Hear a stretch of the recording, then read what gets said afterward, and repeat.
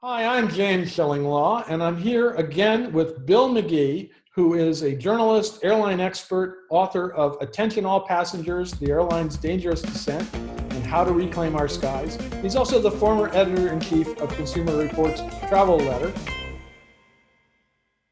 We wanted to talk, Bill, about how the COVID-19 crisis has affected the airline business, and obviously it's affected a lot of what's going on today. In our first segment, we spoke with him about overall what the effect is. And in this segment, we want to talk a little bit about how, a little speculation, because as Bill said in the last segment, no one really knows, but we're going to speculate about what the passenger experience is going to be like when they go through airports and when they get on aircraft. So let's talk a little bit about that. What is going to change, Bill, for passengers in the airline experience? Let's start with the change in security and the health side. Will we start to see health checks, temperature checks, coronavirus testing, if we ever get enough tests, as well as in addition to the regular security checks now? Yeah, I think it's inevitable. This is a global industry, to state the obvious, but it may be more robust in certain parts of the world and not in others. As we speak, where most of the U.S. is on lockdown, it's already taking place in Asia at certain airports where you have to have your temperature taken before you even get to security, right? So I think we need to step back a moment and try and remember, for all of us who lived through 9/11, remember how dramatic the changes were with security, and how prior to 9/11 we did things that just became unthinkable after that, right? And I think it's on that scope. Well, I'm still not used to those changes. I got to tell you, I still get frustration about the security efforts because it's often very inconsistent. And that's what I guess I worry about. If we start doing health checks, is how consistent will it be? Well, no question. And, you mentioned my book, Attention All Passengers, an expose on the airline industry. And there's a whole chapter in there on security. And I went out and talked to real security people, not pundits in Washington, but, black ops people who know what they're talking about on security issues worldwide. And many of them disparage, the TSA and some of the work that's done in the United States at airports as quote unquote security theater, that it's meant to make us feel better about the experience than actual, because we all know that, like you say, there's inconsistencies. How many times have you flown, you had a connecting flight and you went through one airport and then maybe you stepped outside to eat or something, you go in the second airport on the same day and you're told, no, this time you can leave your shoes on, or this time you don't have to take your laptop out. It's like, well, why is there a difference from Cincinnati to Denver, and yet it happens all the time, right? Right. So, I think the experience is going to change. The question is, how much? But I think it's one of these things that there's no going back. I used to have a lawyer that said to me, once the toothpaste is out of the tube, you can't put it back in. I think we are going to have a different experience. Back it up. You're talking about, in the cabin, back it up to curbside. I was just reading the other day that LAX, obviously one of the biggest airports in the country and in the world, they have effectively shut down the central terminal. I believe it's a central terminal to anyone who is not an employee or flying. Mm-hmm. And at first I misinterpreted what I was reading as meaning behind the security. They mean in front of security. So you can't even, let's say you have an elderly parent and you want to walk them into the ticket counter, unless you have some sort of special permission, you can't, right? So curbside is it now. Obviously, that's going to affect all the vendors that are, pre-security, restaurants and coffee shops and things like that, bars, but that might become the norm as well. In other words, we used to, some of us are old enough to remember when you could walk someone to a gate, right? That ended after 9/11, right? Now, you may not even be able to walk them past the curb, right? So you get out of the car and that's it. You take their bags out, and then you got to go give it to the sky cap or something. Exactly, and that's it. Okay, so I would imagine there are exceptions for unaccompanied minors and things like that, but basically that may very well be the new norm. And then you're right. I mean, they're talking about, I was reading articles. I like to see what they're saying in Europe and Asia and other places sometimes on aviation issues, because we tend to be very myopic in the United States on some of these things. And they're talking about, a worldwide body, a transport health authority, the THA, and not for an individual country, but sort of, through ICAO, the United Nations, International Civil Aviation Organization, or through IATA, the International Airline Trade Group, the International Air Transport Association, having an international body. Because I think one of the things that both consumers and the industry don't like is the inconsistency, as you said, both domestically and internationally. So the rules change, right? So there are those that are now lobbying already, while we're still in this crisis, that there will be an international body, coming up with rules that make sense worldwide. Well, I could see our government not being too happy about that, the way the current government is in terms of. Me too. That was my first thought too. They don't even want to fund the World Health Organization, let alone another group that would do this. Although I do agree with you, there has to be some set standardization, especially since this is called a global pandemic. And right. So, you've got to have the same set of rules and the same checks that you have everywhere in the world. Right now, as we know, even the security checks are different, where it's different when in the United States, let alone internationally, when it can be totally different. Right. Anything that you can imagine is on the table right now. It's one of those periods in time, certain times when a recommendation is made, people say, no, that's not going to work. Right now, anything is on the table. I've been doing a lot of reading in the last week, and particularly after you and I spoke a few days ago. And, I'm reading about things like an immunity passport. That, in other words, yeah, and that was a question I had for you there. Is I heard that. I said an immunity passport. So now you're going to have some, and now we're up to chip passports and all kinds of things, so that you're going to have a health certificate or a doctor's report, or, as you said, a health passport to right. Cross international boundaries. Right. So whether it's a separate document or whether it's somehow incorporated into your, into your national passport or what have you, or a visa or, whatever, the logistics are still, far from being hammered. Yeah. But the idea being that you are not going to get on that plane unless you have a document that certifies, that you are good to go. But of course, there's so many medical issues because there's so many unanswered questions about COVID, right? That, in terms of, just in terms of people that are asymptomatic and it's not exhibited the same way. Sure. Most people have a fever. I've heard of cases where people don't have a fever. So, how do you get your hands around something like this? It's also something that's transmitted in the air, which now I keep hearing now new articles are saying it can exist in the air for a longer period than maybe people thought. There's just so many different reports coming out now. It's hard to get a handle on exactly what this does, and you almost have the feeling even the health professionals don't understand it yet. And how are we supposed to if they don't? No question. I mean, I think we've all seen conflicting advice from health professionals, when you go online and, just in terms of the symptoms and what you should be doing if you think you are, testing positive. But I think the cabin is going to change. There's no two ways about it. And, all kinds of ideas are being floated. Some of them were around prior to this, and they're sort of, capitalizing on this. But, there's a product called the Janus seat, Janus. Right. And you've probably seen it. It's 3 across, but, A and C are facing in that direction, and B in the middle is facing that direction, right? Is there a screen in between them, or can I just look across? That's what it is. That's the idea now, that there would be like a plexiglass screen, right? Got it. I saw that and I said, wait a minute, you're just looking at your passenger next to you and he's facing you almost, but unless it's the screen, it doesn't make any sense, right? Right. You're sort of a head to toe to head type of situation, but you would have this plexiglass screen, so that person is sort of, facing that way. But, I have concerns, as I'm sure many others do, about safe evacuations. There are we've had concerns prior to this crisis. The FAA, many people are not aware of this, in the United States, the FAA hasn't really conducted real world testing, evacuation testing, as they used to, and are relying on computer modeling.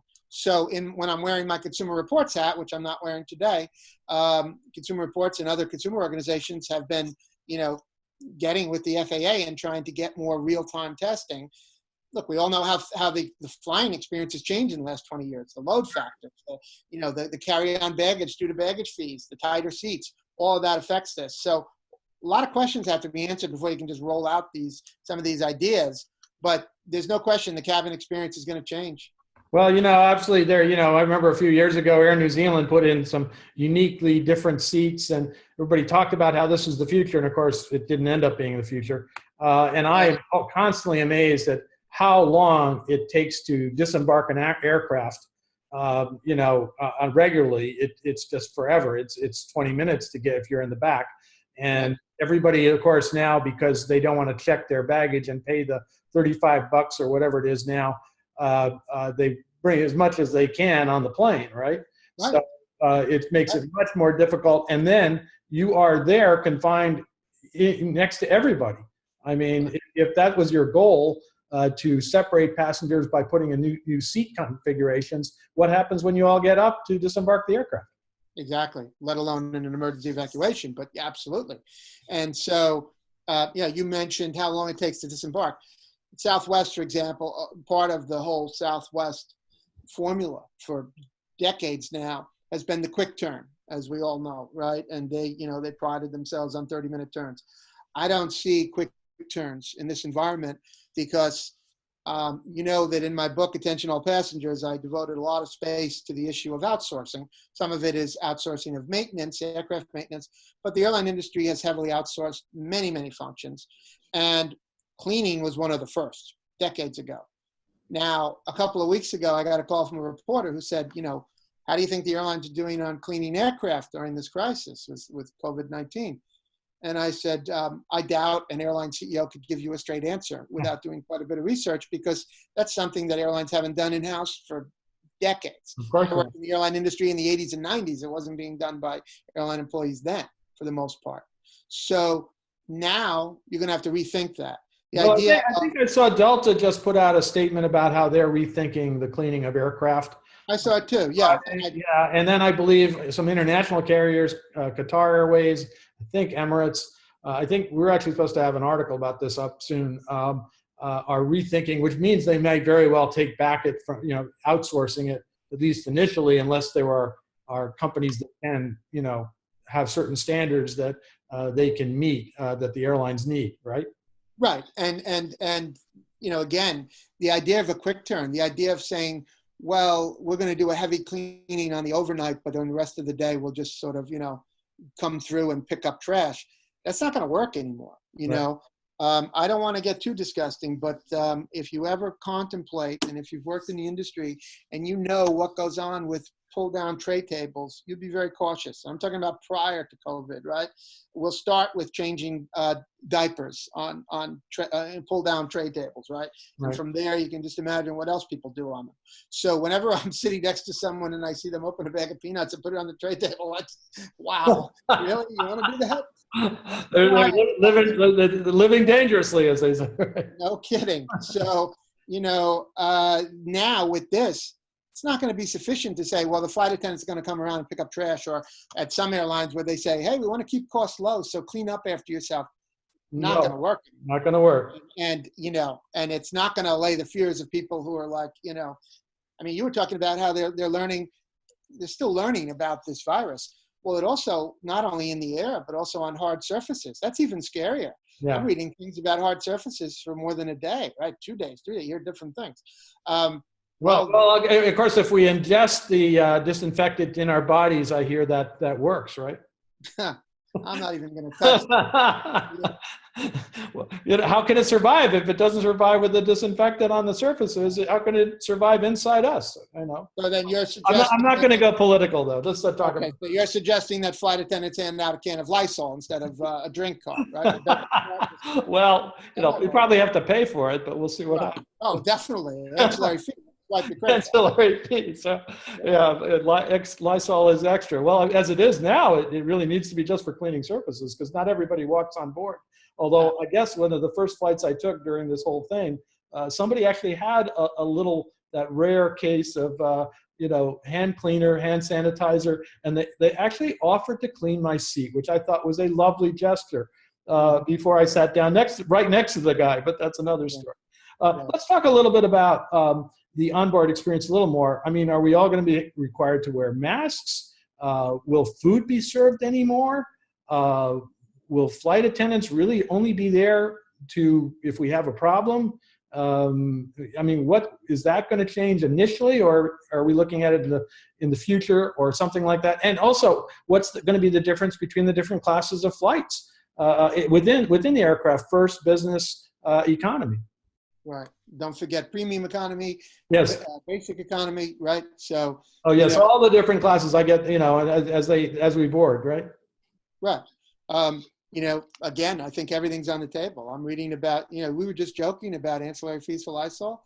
People are not joking about ancillary fees for masks and gloves and things like that. So, well, right now I can't find a mask, so I'd happily pay a couple dollars for a mask. So right.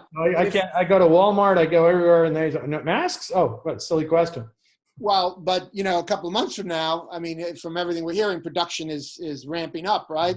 Not quite on World War II levels of 24/7, but it's ramping up. So presumably there'll be a supply of masks when more people are ready to fly. So will airlines be putting together little health packages? So, for an ancillary fee, they'll bundle together a mask and slippers and gloves and whatever else they're going to give you. I see a whole logo branding effort here. I mean, they could do some real advertising. I mean, Royal Caribbean, to go to the cruise lines, apparently just patented a certain mask with a certain design. Who knows what the airlines do? Right. So, those are all unanswered questions. But again, I mean, this is not, I don't see how we can sustain.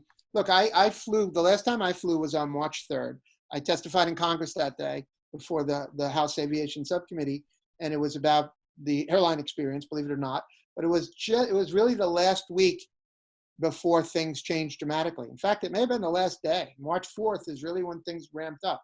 So it was an interesting day to travel. And I flew from New York to Washington and back. And the load factor on my two flights was just about 100%. There might have been 3 empty seats, right?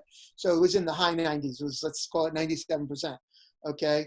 And then it stopped, right? So the idea that we're going to get back to that, are people really going to be comfortable with, that type of load factor again? I'm talking about passengers. Yeah. No. Last week there was the New York Post, covered a story of a woman that was taking photos of a full flight into New York, and even in this environment, and it went viral, and it was on the news, and it became a nationwide story because half the people on board didn't have masks, and everybody was sitting in the middle seats, and so are people going to go back to that? That's a very, very big hurdle for if you're an airline executive. Well, let's close out, and then I want to give you a chance to talk about your novel, because actually people have a lot of time on their hands, and maybe they can buy the book and enjoy it. But let's go back to something we talked about in the first segment, where we were talking about refunds, and I know that's something that you've been active in your role as a consultant with Consumer Reports, but some airlines are offering refunds. Most are trying to offer you, deferred travel, or they put it in a bank for your future travel. Gotcha. Yeah. Then the DOT came out and said you have to offer refunds, and then the airlines kind of ignored them. At least some of them did. United came out 2 days later with something that said nothing about refunds. So yeah. What's the deal with that if the Department of Transportation can't order the airlines to do that? Excellent question. I was on a conference call twice with the DOT along with other consumer advocates. I was representing Consumer Reports. We had a lot of questions for them. I'm going to be very blunt. The DOT has been very disappointing through this whole thing, and they have not defended consumers the way they should. And we're talking about the division of the DOT that deals with consumers, okay? The consumer advocates within the DOT. The DOT appointed a consumer advocate 2 years ago, and it's a woman that is from the American Enterprise Institute. So, okay. The consumer advocate is it's like having Ayn Rand advocate for consumers right now. So when we raised these questions, they were telling us all about the airline's balance sheets. Well, you're speaking to consumer advocates, and you're the consumer representative from the DOT, and you're telling us about the airline's woes. What about the woes of consumers? We're looking at unemployment rates from everything I'm reading that we haven't seen since the Great Depression, not the Great Recession, but the Great Depression, right? So, people need that money. Unfortunately, a lot of media picked up that story, and I understand why you said that. I was shaking my head when you were talking. When the DOT put out that guidance to clarify these things a few weeks ago, some of us said, oh, great, here's what we've been waiting for. And we started reading it and said, wait a minute. So at Consumer Reports, we reached out to the DOT to make sure we weren't speaking publicly and not speaking correctly. And we had a follow-up discussion. And we said, are we reading this right? The bottom line is there are loopholes. Non-refundable fares are not covered. If your flight is not canceled and you cancel it, you may not be covered. Okay. So the fact that, it's a misnomer, quite frankly, to say, oh, the DOT said you must give refunds. Not in all cases. And so now you have a situation where, let's say you're due to fly a week from now, but the airline is operating that flight, as many, many flights are being operated. Obviously, yes. Not everything's canceled. And now what? So you've been told by the president, by your governor, by your mayor, by the CDC, by all these government authorities, stay home, be safe, don't travel, don't even think about flying. And yet your airline is saying, well, we're going to be taking off next Monday. You with us or not? If you cancel, well, then you're going to get a voucher. What we found is that some airlines are playing hardball harder than others, but they're also making you jump through hoops, except, and I'm all about giving credit where it's due when it comes to the airlines, Spirit and Allegiant. They have been the leaders. They have said point blank, you want a refund, you get it. And full credit to Spirit or Allegiant. And Allegiant, I've knocked heads with them before on other things like tight seats and things, but absolutely credit. United, on the other hand, is playing hardball. And we are, so if you're looking for a refund rather than a voucher, you're going to have to jump through hoops. You may be on hold for 4 hours with reservations. And, even then you may not get the result. I think JetBlue also is offering refunds, although I do think it takes a while to get it. I know. And that's for me, when I had to cancel a JetBlue, I thought, heck, I'm going to be traveling later. So just give me a voucher and I'll take another. And that's great. And to be very clear, our position at Consumer Reports, I'm putting on that hat for a moment, is if you want a voucher, great. You want to, you were going to go to Hawaii in May, but you'll go next December. Fine, that's your choice. But if you need to pay the rent or buy groceries, and you need that money, then you should get it back. Particularly, not for nothing, you and I and everyone else that pays taxes just gave this industry $50 billion of taxpayer bailout in grants and in loans. And so, hey, you know what? It's unacceptable to say we're going to sit on this money. Understand they have financial concerns, but so do consumers. Yeah, well, and of course the corollary to that, and to put you back in your old travel agent hat, a lot of agents were getting really hit up with debit memos because consumers would simply go to their credit card company and say, I'm disputing that charge with the airline, and then the airline would go back and give the agency that booked it for that client a debit memo. So, well, I'm glad you brought that up because my history. I was an airline employee, so I'm sympathetic to Airline Labor. I'm glad to see that Labor got some provisions in the bailout that consumers didn't, but I'm glad to see that, we're, at least for the time being, through September at least, it won't be, mass layoffs. But I'm also, I spent 8 years in the travel trades with you and with other publications, at Travel Agent and other places. And, I know what goes on the distribution side. And I feel for agencies that are caught in the middle of this because we're seeing that at Consumer Reports. We're seeing, people say, they're complaining to us and saying, well, I spoke to the airline told us to speak to the agency. And the agency is being told by the airline, well, it's up to you. So in many cases, agencies are caught in the middle, and we see that. We think, very simple. There's a simple solution. Airlines should provide refunds in all cases, period. This is, they're quick to invoke force majeure and acts of God in their contracts of carriage when it suits the airlines. Well, if this isn't a force majeure, I don't know what is. And It's affecting all of us. How can you have the president on one hand telling you to stay home and the airline saying, well, we're operating the flight, so if you're not there, sorry. Sorry, you're out of luck. Well, I know the Airlines Reporting Corporation had weighed in and was trying to get some delays in making decisions on these debit memo issues, and that was greeted warmly by the American Society of Travel Advisors. I don't know the outcome of those discussions, and I know that ASTA is in discussions with the airlines and with ARC to try to resolve this situation. And ASTA is acting as a consumer advocate in this case, trying to get refunds for these clients, for travel agency clients. Well, like I say, that's what we are saying at Consumer Reports to the consumers that reach out to us with their complaints. By the way, I didn't mention we have a petition going that's it's over 50,000 signatures now, basically saying that, and we've been reaching out to Congress and the DOT, and we're going to stay on this issue, and we're going to keep fighting it because it's unacceptable, particularly in light of the bailout. Again, all that money was just given to them by taxpayers. The first thing they can do is give refunds. But you're right. I mean, we're telling consumers that, in many cases we understand they're caught between this, but if the airlines give the refund, then this isn't an issue. Absolutely. Well, I wanted to give you a little chance because a couple of years ago, maybe it was 2 years ago, you wrote a novel. It's called Half the Child. I know you're a great writer, and it's a great book. Tell us a little bit about the book and what it's about. Well, even though it's not about airlines, with me, there's always an aviation hook. So it's about a young man who is, I wanted to give him a nice, quiet job. So he's an air traffic controller at LaGuardia. Oh, well, that's no stress there, right? No stress, exactly. And he's a young dad. He's devoted to his young son, and he undergoes this separation and divorce, and it keeps escalating. And the boy's mother eventually abducts him. And so this is the story of Michael Mullen, this young guy who basically wants two things in life: to talk to airplanes up in the tower and to spend time with his son. And it just keeps escalating. And eventually, when his son is abducted, it just sends his life into this downward spiral. He doesn't know where, for one very long summer, he doesn't know where his son is. Doesn't even know what continent he's on. And so it starts affecting him at work, and obviously that's something you don't want as a distracted air traffic controller who's not completely focused on work, and it affects his health and his finances and everything else.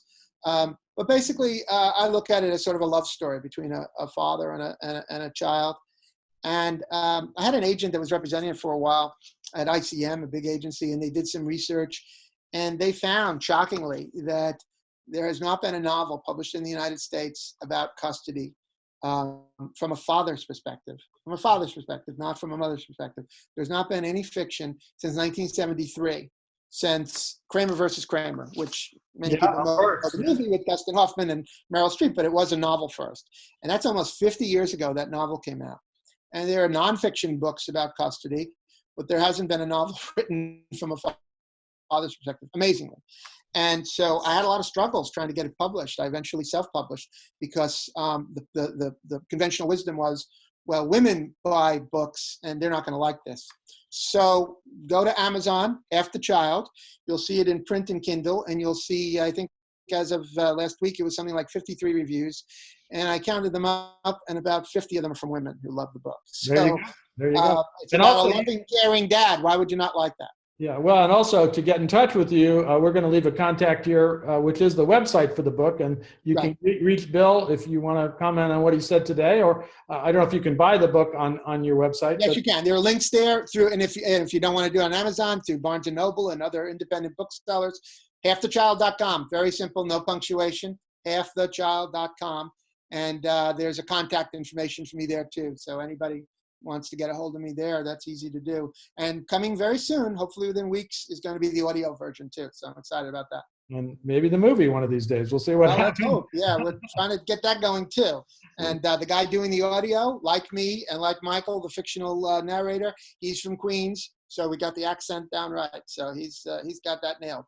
That's great. Well, Bill, thank you very much for taking all this time. 2 segments, that's amazing, but they were fascinating to talk about the airline industry and what's going on today, what it might look like in the future. And I don't know, maybe in a month or two, we should sit down again and see what's evolved and what really is happening or what is happening on all this. It's been a Twilight Zone type of world the last few weeks. I can't believe it myself. I've been in travel, as you have, for more than 30 years. And I've never seen anything like this and hope never to again. But again, thank you so much. And again, if you have some time out there, go get Bill's book. It's a good read, a really fascinating story. And we all have a little time on our hands, although I have to tell you, I seem to be sometimes working harder than ever lately. Yeah, me too. Yeah. Zoom calls, so it's not really true, but it is something diverting other than watching hours and hours of television. So, and catching up on every Netflix movie known to man. So let's see. But again, Bill, thank you so much, and the best of luck. I am James Shillinglaw, and this is Insider Travel Report.